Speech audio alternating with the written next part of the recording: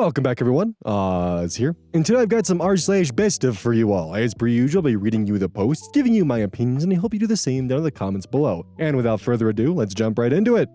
This post was collected by Choice Evidence 1983, and their tagline is, "It dawned on me that he was a wizard." The original OP is Old Man Reddit TA, originally posted to r/AmITheAsshole July 14th, 2025. Am I the asshole for buying my niece a car and not my nephew? Hey, I'm an old guy who has never posted on Reddit, but at the urging of my niece and nephew, I'm going to attempt to post it here, smiley face. So I, 50 male, have a niece and a nephew who are both 18 and just graduated. A few years ago, when they were entering high school, I made a deal with them. If they kept a B average their entire time in high school, I would buy them any car of their choosing. Within reason, of course. We added a clause that they got one semester forgiven, so they were able to mess up one semester and I wouldn't hold it against them. I felt like 7 out of 8 semesters with a B average was pretty fair. So, my niece maintained her grades. She did mess up her sophomore year, but otherwise was right on track. My nephew, on the other hand, pretty much never did right. We were lucky that he even passed every semester. I offered help, tutors, books, tried to make sure he was okay mentally, whatever he needed, but turns out he just straight up was not doing his work. He was doing good on tests, but would never do his actual work, resulting in his grades being low. So last week was when my niece got her car. She chose a 2025 Toyota Camry. My nephew kept asking when he was going to get his, and I told him he didn't stick to his end of the agreement. So he did not get a car. He still got a very nice gift back at graduation. Now, him and his mom are angry with me and saying I'm favoring my niece and now he's refusing to speak to me or his sister. I don't think I messed up, but I'm starting to worry. Am I the asshole? Verdict, not the asshole. Some of the relevant comments. Commenter 1. Not the asshole. You made a deal and he chose to fuck around and find out. Academic struggles are one thing, but being irresponsible is quite another. OP responds, yeah, I felt the same. I know school had always been a little harder for him. That's why I was trying to help before just giving up. But when it turned out he was making 90% on some of his tests, but those were the only thing he did all year, I sort of lost sympathy. Commenter 2, not the asshole. You made the rules very clear. Question though, has he been tested for ADHD? I was very much the same as him, terrible at keeping up with my homework, but I did well on tests. I was diagnosed with ADHD much later, well into adulthood. Opie responds, they've both been tested. Niece has it mild, nephew does not have it at all. I was the same way in high school, so if that was the case, I would have been a lot more understanding. Commenter 3. Don't want to say you're the asshole, but if I was your nephew, I'm definitely holding this against you forever, and I can imagine the everlasting jealousy of his sister now driving this car. He's basically gonna be reminded every single day about it. So maybe I'm gonna be one of the few going against the grain actually. Was a cool concept to motivate them, but not everyone learns the same way, and now he's just gonna feel worse about it too. Well done, asshole. Commenter 4. I get where you're coming from, but at some point consequences have to mean something. He could have spoken up and told his uncle he was struggling. Judging from the post, I'm pretty sure he would have understood. He clearly did his best to support him and keep him on track. And let's be real, if he still got the car despite not meeting the original agreement, the niece would have had every right to feel resentful. It wouldn't have been fair to her at all. Actually, I'm glad this was brought up because if this wasn't, this is something that I would have brought up, is that if the nephew received poor grades and still got the car, then the niece would have basically been punished for following the agreement because she wouldn't have had to in the first place. So either you're being fair, quote unquote, by rewarding the person who failed the agreement and punishing the person who followed the agreement, or you just simply follow the agreement, as OP did. Anyways, OP responds to commenter 4. Yep, I told him if he needed help to come to me, and as I said, I offered tutors or anything and even told him I would give him an extra semester if he would take advantage of any of the help I offered. I attended a parent-principal meeting with him because he was in danger of not graduating. When I found out it was from him just being lazy, I knew the deal was off the table. Commenter 5. Did his mom know the deal and agree with it too? There's no reason for her to be upset with you too. She should be thankful that you're so generous with her children. OP responds, their mom knew. I asked her before I ever even brought up the idea to the kids way back when. I love and take care of them like my own, so this is hard. It almost feels like my own son is upset with me. Commenter 6. Info. Did he turn down the extra help? Does he have a learning disorder? Would you reconsider if he does a trade school / other path to independence and is successful? Regardless of answers, not the asshole. OP responds, yes, he turned down all extra help. I offered to even forgive an extra semester if he accepted help. Nope. No, he has been tested in the past. No, he does not want to go to college or trade school. Damn, I was actually gonna say that could actually be a decent compromise, is that if he passes trade school, he could get a used vehicle up to 2025. That way it's still fair to the niece who followed by the original rules. OP responding on his nephew's gift. OP, my nephew got $5,000 for his gift. My niece did not get that. He does also have full access to an older car that runs excellent. It's just old and not amazing looking. I thought maybe he would use the money to get it repainted or something, but I'm not sure. He has been tested twice and does not have ADHD or autism. I also had it in school, so I would have completely understood.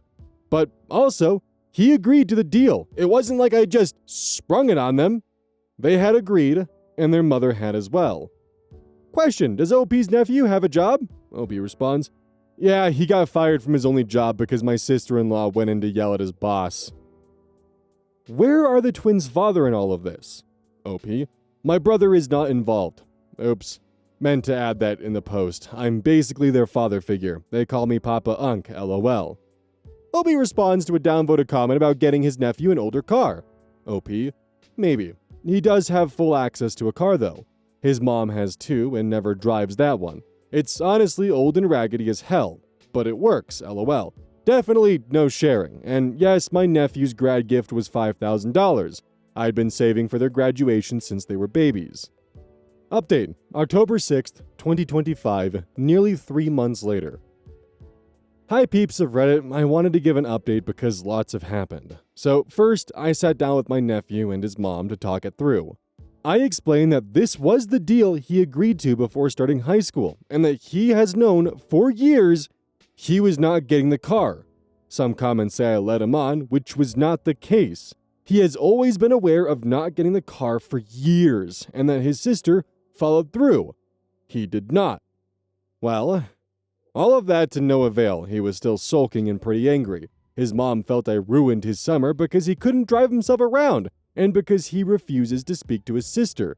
She won't drive him either. I then discovered that my niece was being punished at home because she would not let nephew drive or ride in her car. I told him I was not forcing her to, and it pretty much turned into a fight between me and sister-in-law. Also, to address a few comments I got, my nephew still got a very nice graduation gift from me, and he does not have any learning disabilities, like some comments suggested. And also, he had been aware he was not getting a car for around 3 years. As for my niece, she's been nothing but grateful. It was planned for her and her brother to move in with me, but only she has. I have not heard from or seen my sister-in-law or nephew in about a month. They have also both blocked and cut off my niece, which has been hard for her. Me and my wife are working on getting her into therapy, but otherwise, she's doing fine and we love having her. So things are still hard, but we're all working through it. Thanks everyone for all the advice. Relevant comments. Commenter 1.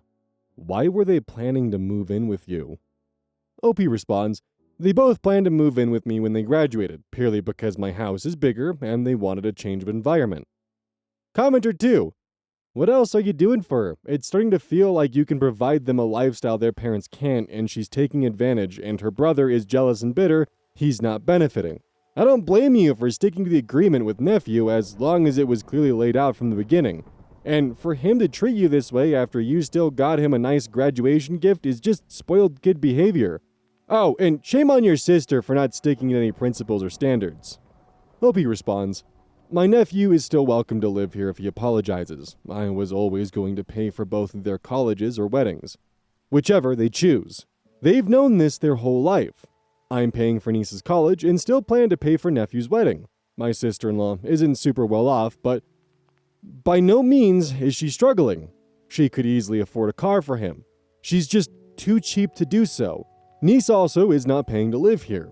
Yep, it's been clear since day one, which is why I don't understand why they're behaving this way. OP clarifies the relationship between the twins and himself. Technically my brother's kids, but they don't know my brother and I haven't spoken to him in years. So I just say my sister-in-law's kids.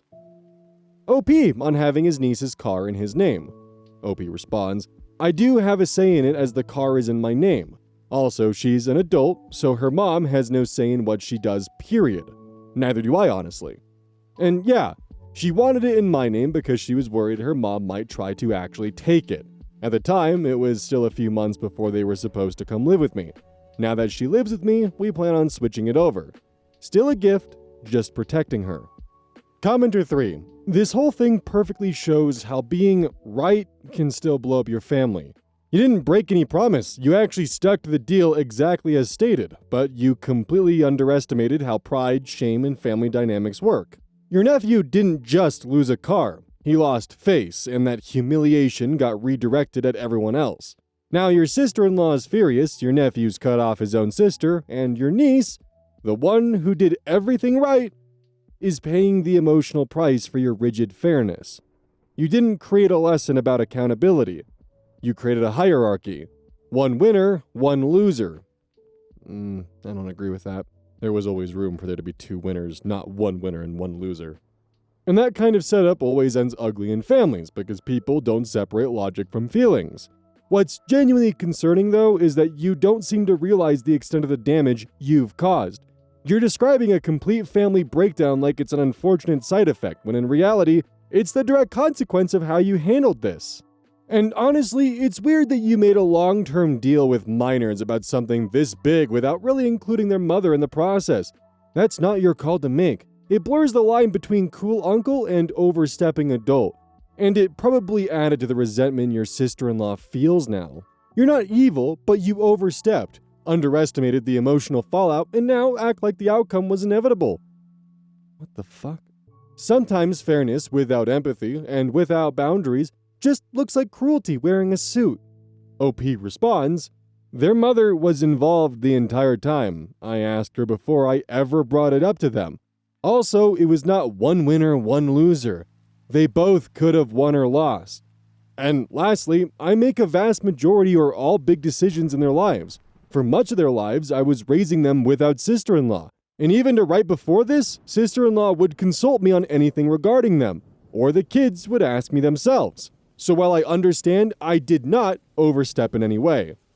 AOP just revealed there's definitely a lot more to this story than they're letting on, with the fact that he's essentially acting as their surrogate father and seems to have more responsibilities with raising them. Now, I have a hunch that that final comment was written by ChatGPT. The M-dashes are definitely not helping the comments case in the slightest, but all of the points here feel very surface level, like they've kind of taken each sentence at face value without actually connecting them together. From saying one winner or one loser, or and now act like the outcome was inevitable. Then also placing the blame onto OP because the nephew didn't follow through with doing their schoolwork as per the original agreement, which also, as we know from the other comments, the mother was involved in this conversation and wasn't just simply blindsided by this. And additionally, the weird comment about, you didn't create a lesson about accountability, you created a hierarchy. Like, no. The whole point of this was, hey, do good in school, you get car. You're struggling in school? Let me help you with a tutor, therapy, anything to help you and guide you on the right path. I'll even forgive an extra semester. But he refused. No hierarchy was created. The nephew faced consequences for not following through. And mind you, what might those consequences be? $5,000. Like, it's just because, like, the final comment is really just taking a weird surface level approach. It feels like someone just took the two Reddit stories, copy and pasted them, threw them in a ChatGPT, and the final prompt was, write a comment that disagrees and tears into this poster. So ChatGPT attempted to do just that. Like, that's the easiest and obvious explanation as to why this commenter commented what they did, because it doesn't even feel like they actually read what OP said. Comments or not. But yeah, it's hard for me to feel bad for the nephew when his consolation prize was literally $5,000 for barely graduating high school. This post was collected by Choice Evidence 1983, and their tagline is, "It dawned on me that he was a wizard." Original OP is Judo Plan, posted to r/TrueOffMyChest October 2nd, 2025. My wife, 25 female, threw away my entire Pokemon card collection because she said I was too old for it. I'm a 30 male, and I've been collecting Pokemon cards since I was a kid. Some of them were from the 90s, and even worth a bit of money. Not that it matters, since I would never sell these. But mostly, these are a sentimental item because they remind me of childhood.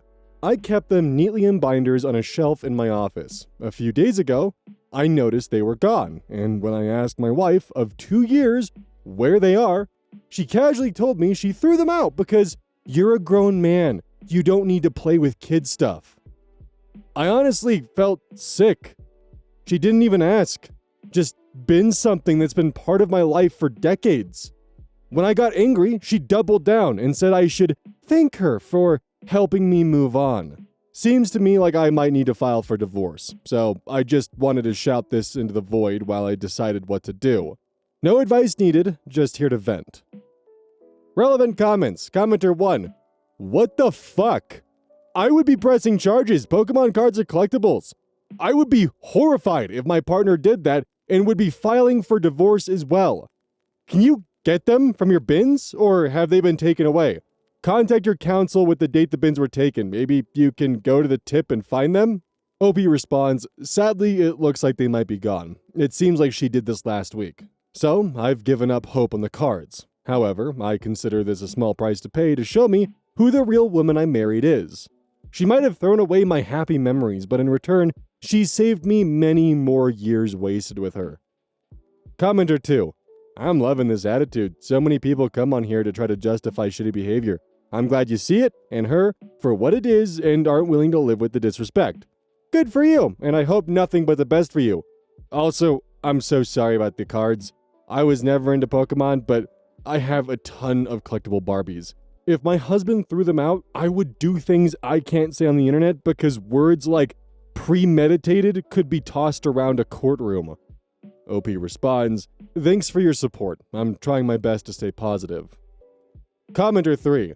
Not even exaggerating, this is divorce-worthy, and she'll probably paint it as you divorcing her over silly Pokemon cards. But it's you divorcing her because she doesn't respect you or the things you love. You can have a wife who doesn't tear you down for the things you love, but loves you because of it. OP responds, in my view, when she decided to do this, she threw away our marriage along with the cards. Commenter 4. Leave that bitch. This is abuse. You're not overreacting. The only thing you need help moving on from is this person. How awful. Also, I'm really sorry for your loss. It is okay to feel shitty about this. The loss of anything meaningful can invoke grief. This is such unnecessary grief. So cruel. OP responds, I get the feeling I will grieve the loss of the Pokemon cards longer than I will the marriage. Comments in regards to OP should press charges for the loss of the Pokemon cards. OP responds, not worth wasting my time any further on this woman, I think. Better to spend my time on positive things, and moving on.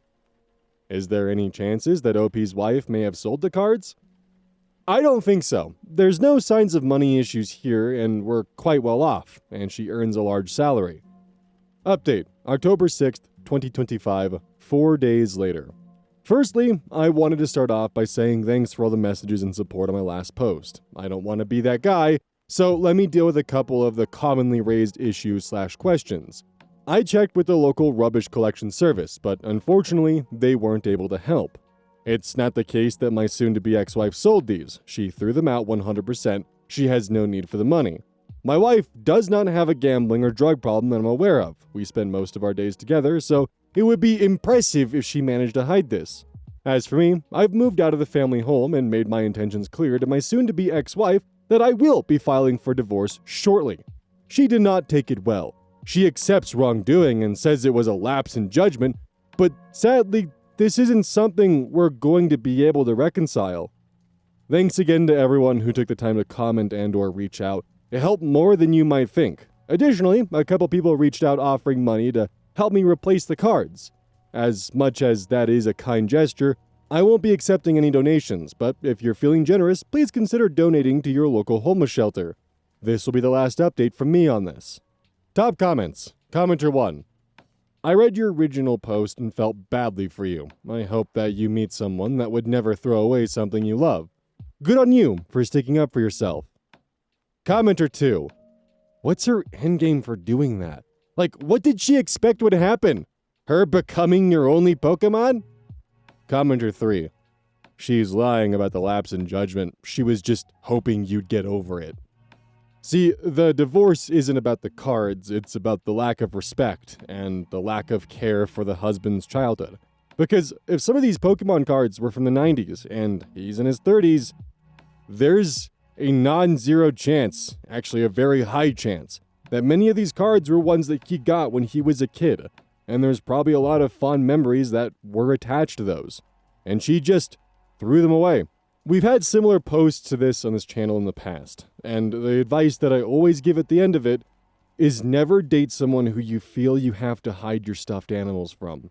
You should be able to enjoy being who you enjoy being around your partner and significant other. Unfortunately for OP, this came out of left field and just happened. There was no telling or any warning signs that this was even on her agenda of things to do. I'd be interested if OP ever retrospectively looked back at the relationship and saw any signs that, his soon-to-be ex-wife had problems with the Pokemon cards. Because, you're allowed to not understand your partner's interest, but as long as you're not actively putting them down for it or actively shaming them for it, then you're totally in the clear. Unless your significant other has picked up the hobby of collecting left paws from neighborhood squirrels, there's never a reason to actively interfere with them in their hobby and what they find joy from. This post was collected by Direct Caterpillar 77, and their tagline is, of course, Satan is not a pogo stick. The original OP is Throwaway 0, posted to r/relationship advice March 29th, 2020. Went for a tire change, found a tracker under my car, placed by my roommate.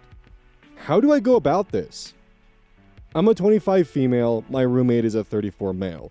I moved to a new town last year, only knew one person, stayed with her for a bit until I found a house to rent, but I needed a roommate. She introduced me to a guy she worked with who also needed a roommate because he just got a divorce.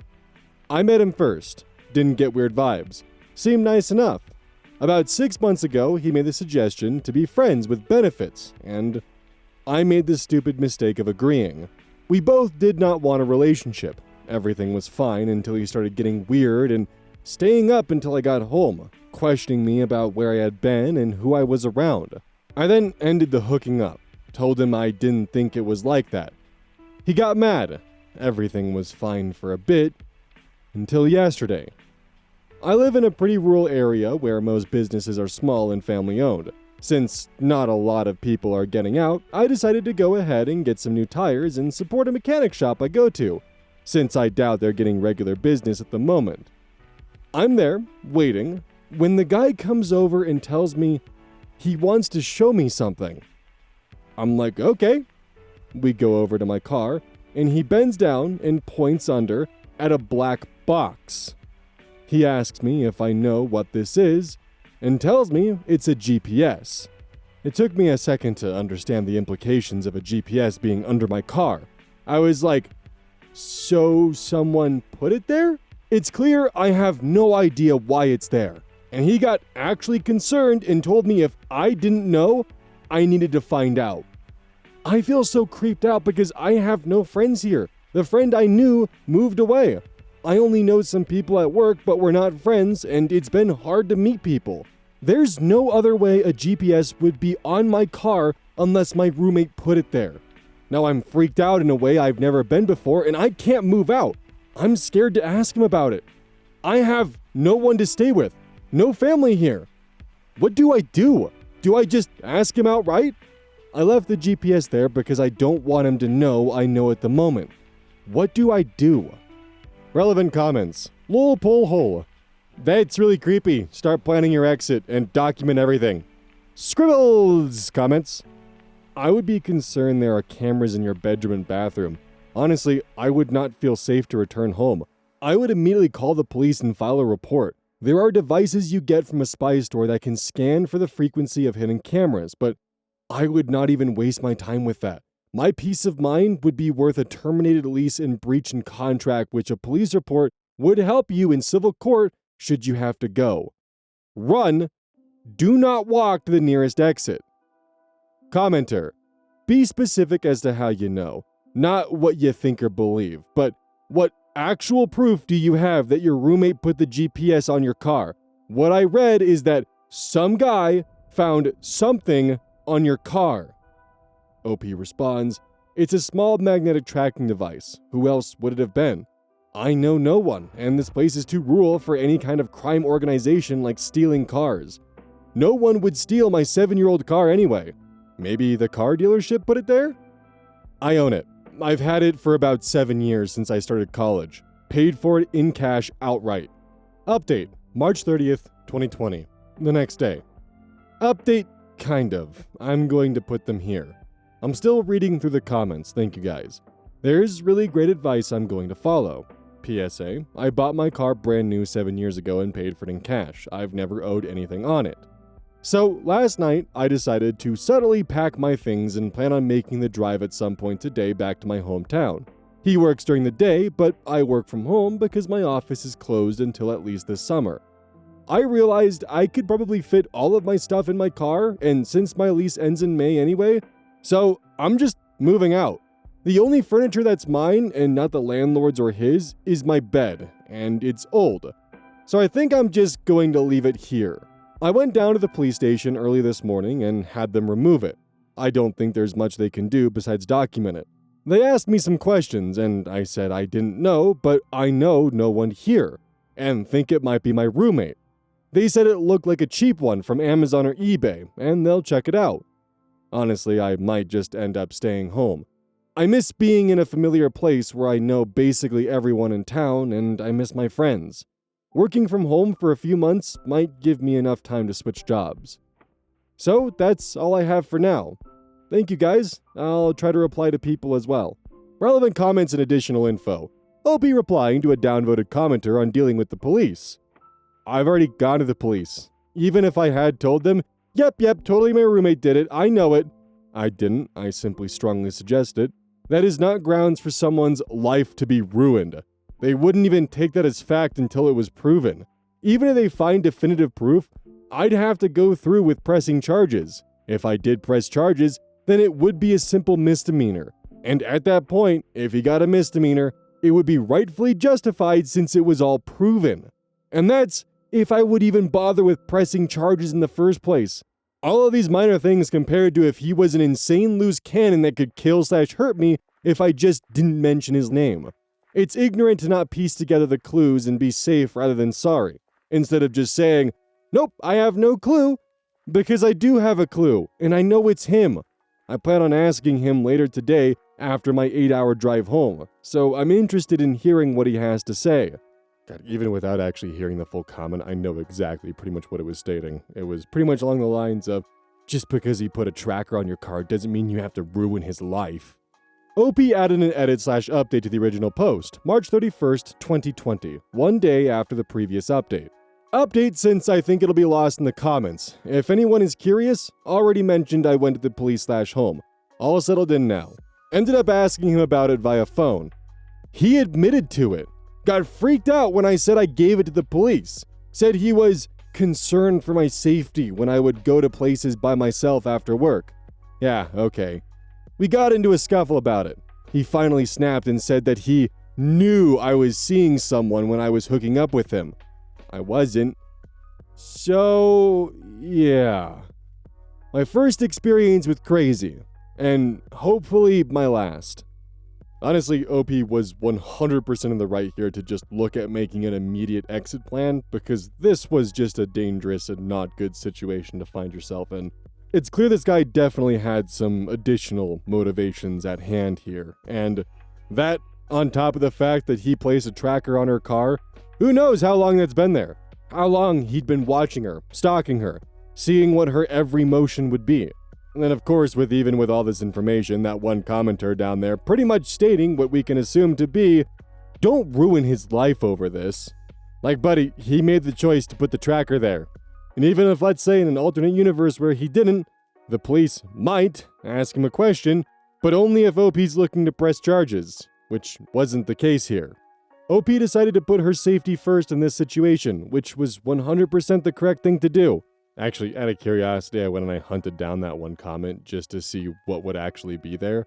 So, turns out this was actually a back and forth between OP and the commenter. Snoop Unit, who's the commenter in question, quote, "There's now a way for a GPS would be under my car unless my roommate put it there," end quote. Seriously? This is the kind of attitude that tears men's lives to shreds without proof. He's a suspect, sure, but you literally have zero evidence that would suggest so. Anyone would be paranoid if they found a tracker on their vehicle, but it takes a special kind of stupid to place blame on a failed friends with benefit without proof. Calm down, take a deep breath, go to the police. OP responded with, "I bought my car brand new 7 years ago and paid for it in full with cash. It's a 7-year-old Jetta. No one is trying to steal the thing. I'm in too small a place for that activity to actually be a thing anyway. I've never been in trouble with anyone. Last time I had my car serviced, I know it wasn't there because it was taken to the same mechanic, and he would have noticed it then too. I know no one else here now. It's very rural here and crime rate is super low. The whole reason why I ended up hooking up is because he was literally staying up late and drilling me about where I had gone to work, etc. Also, police said most likely it was a cheap Amazon GPS. It takes a special kind of ignorance to not assume he put it there and just humdrum around daily life like I usually do. I don't think he's a serial killer, but this kind of attitude is how people end up in ditches. Sorry." Snoop Unit then responds with the comment that we saw the response to in the Best of post. "Please explain how it's ignorant to not make assumptions. I never once advised you humdum around daily life. I explicitly said go to the police. Telling the police my roommate is stalking me is wholeheartedly untruthful. However, my mechanic found a GPS tracker on my car and I believe my roommate may have put it there is not. I took issue with your wording in the OP. Until you have explicit evidence that you know your roommate was the one to put it there, you shouldn't be throwing around accusations like that. You can't just go around assuming your last regretful hookup is the cause of all your demise. Again, I'm not saying it's no big deal to brush it off. Clearly there's someone trying to keep an eye on you. Whether it's your roommate or not, let the police decide." The thread is then preceded by 15 deleted comments and users chiming in and saying how horrible this person sounds. So God only knows where else this conversation ended up going because it could not have been good. Also, the whole point of telling the police what's going on is to also potentially provide a potential suspect. That's information they would need to know because how are they going to figure out it's the roommate if they don't know the roommate exists? One of the questions they would probably ask OP is, do you have any idea who might place this on your car? Oh, well, I would tell you who, but Snoop Unit on Reddit said that I shouldn't be making assumptions, so I'm just gonna wait for you guys to do your job and not tell you. What a goofball. Hey, welcome to the outro. Don't forget this whole thing is basically brought to you by GamerSupps. If you like caffeine, then I can't recommend GamerSupps enough. Use code Oz at checkout to support the channel. And I do actually use this product. It's replaced all other sources of caffeine for me because I feel good. It doesn't have any of that extra stuff that a pre-workout blend might have. It's with a couple of the extra things to make it so you don't crash as hard. It's good. I like it. Personally, if you really want a good flavor, try the Soda Pressing Pear or even the Dragon Fruit Punch. Those two are my personal favorites right now.